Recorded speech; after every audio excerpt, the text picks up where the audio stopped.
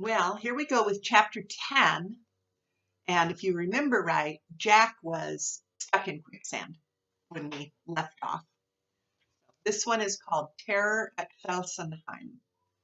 As Jack slowly sank into the quicksand, only Grizzle heard his frantic cries for help. The poor bewildered mule came running to the edge of the marsh where he stood braying loudly.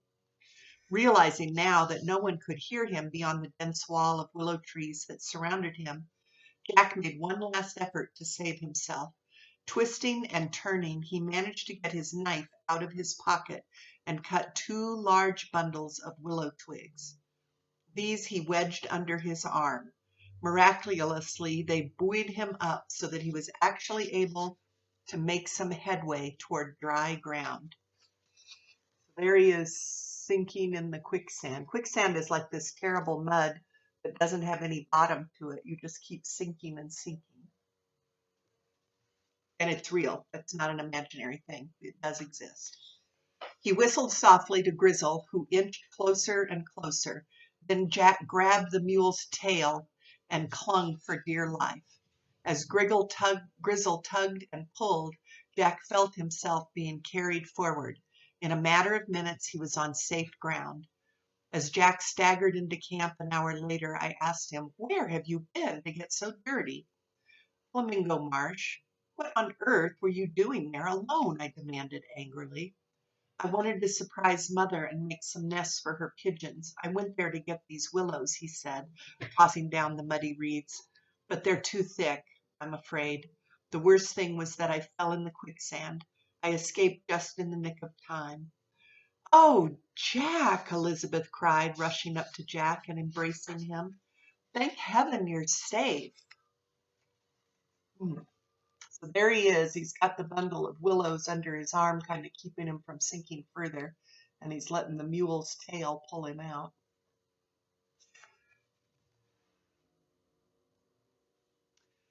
"Promise us you won't undertake any expeditions alone again."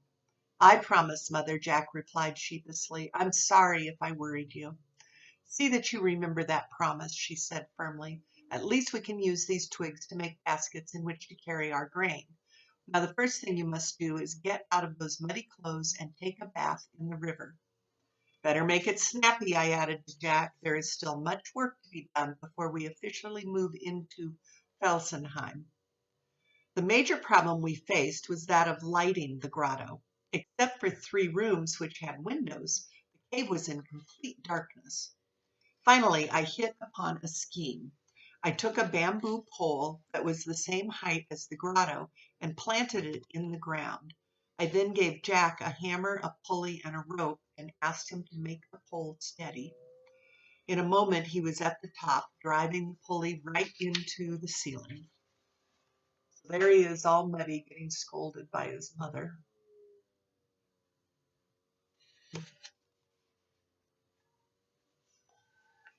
Jack pulled the cord over and jumped agilely to the ground. I then tied one end of the cord to a large lantern from the ship and raised it to the top. Once the lantern was lighted, the whole cavern was aglow. "What a beautiful sight!" Elizabeth exclaimed. "It's amazing how the sides of the cave reflect the light." "It's like broad daylight now. Good thinking on your part, Papa," Jack chimed in. While Jack and I put the finishing touches on the workroom, Ernest and Francis took charge of arranging the shelves in the library. Besides the Bible, the ship had contained books on history, botany, voyages, and travel. We had also found maps, a globe, and dictionaries from other lands. We all knew a little French, for this was spoken as much as German was in our native Switzerland. In addition, I encouraged my sons to master the English language. My inspection of the maps and charts had led me to believe we were somewhere near Malaysia, so I struggled to learn the Malay tongue as well. So there they are organizing things, making the inside of the cave, and you can see the lantern hanging on the ceiling, and they've got a pulley on it so they can lower it down and refuel it.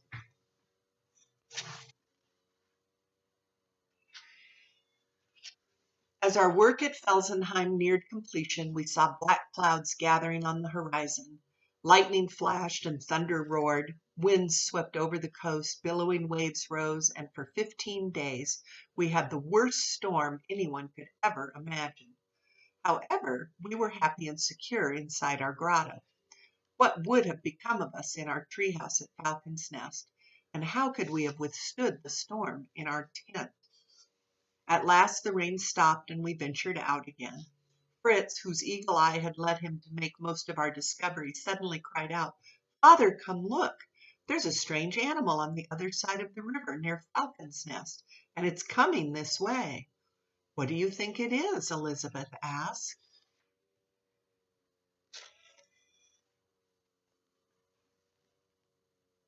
There they are, getting out of the storm and going to run to their grotto, their cave, to live. "I've never seen anything like it before," Fritz said in awe. "First it moves forward, rolling itself up into large rings. Then it stops and unrolls itself again. It stops, it starts, and then it marches on once more. But I can't see either its feet or its legs." "Here, Papa, look through this," Ernest said, handing me my spyglass. Pointing it in the direction of Falcon's Nest, I shouted, "Why, it's a huge serpent! Dark greenish blue in color. It must be all of 14 feet long." A serpent is a snake, a 14-foot snake. Oh my goodness. "Hurry, Francis, hurry everyone. Run back to the grotto as fast as you can. It's a boa constrictor." Once inside Felsenheim, we bolted the door, barricaded the windows, and waited in silence for the arrival of our enemy. When it was about 30 paces away, it stopped as if it sensed our presence. Ernest pushed his gun through the door and fired. Jack, Francis, and Elizabeth followed his example. So they're trying to shoot the snake. There they see it off in the distance. They don't show it. 14 feet is very, very big. It must be quite fat as well. Although the monster raised its head and fell back, the shots did not even penetrate its scales. Fritz and I then fired in rapid succession, but it was useless. While we all watched in stunned disbelief, the boa constrictor slithered away toward the marsh where our ducks and geese lived. "What are we going to do?" cried Fritz. "We are powerless to kill him." "I'm afraid we have no choice but to remain inside the grotto. No one is to open even the door. That is an order." For 3 long days and nights we maintained our vigil at Felsenheim. Our position was a dangerous one. We knew that the boa constrictor was still inside the marsh because of the unrest among the fowl. That means they could hear the chickens and ducks squawking and not being happy that there was a giant snake among them. Yet an attack upon it by my family might cost a life. On the other hand, none of the animals would stand a chance against it. To make matters worse, our animals' fodder was nearly gone. That means the animals don't have any food. They're hungry out there, and there's that big snake. And a boa constrictor, it's not that it's going to bite you, it's going to squeeze you. That's the constrictor part. So it gets around you, and its muscles are so strong you can't get it undone. And it just wrings the life out of things, and then it opens its mouth and swallows you. Finally, I said to Fritz, "You attach the animals together with a strong rope and lead them across the river to graze. I will post myself on a rock above the swamp and keep an eye on the serpent. Elizabeth, you must be in charge of the door." There they are inside, poking their guns outside, but it's not doing any good on that snake. Unfortunately, Elizabeth didn't wait for my signal and opened the door before the animals were securely tied together. No sooner did Grizzle see a ray of light than he shot out the door like an arrow. "Come back, Grizzle," we called, but he never stopped. He headed straight for the marsh, and we watched in horror as the snake rose up and shot out its long, forked tongue. Uh-oh. So there's the giant snake, and there's the donkey. Mule, whatever he is.